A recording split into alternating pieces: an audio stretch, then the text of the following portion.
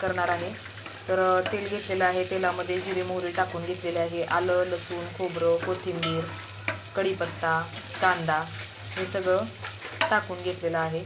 एक मोठा कांदा घेतलेला आहे, तेलामध्ये तो व्यवस्थित परतून घेतलेला आहे. आणि आलं लसूण त्याची पेस्टसुद्धा व्यवस्थित, खोबरं याची पेस्टसुद्धा व्यवस्थित तेलामध्ये परतून घेतलेली आहे. आणि त्यानंतर त्यामध्ये थोडीशी बेडगी मिरची पावडर, काळं तिखट टाकून घ्यायचं आहे. थोडासा गरम मसालाही टाकून घेतलेला आहे. तुम्ही जे घरी वर्षाचा मसाला बनवता, काळं तिखट म्हणतो आम्ही त्याला, ते टाकून घेतलेलं आहे.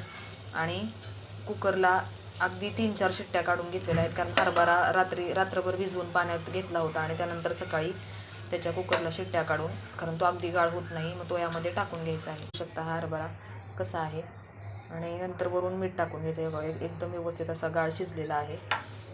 आणि तुम्हाला ज्याप्रमाणे लपतके म्हणजे रस्सा, चना मसाला रस्सा भाजी तयार झाली आहे.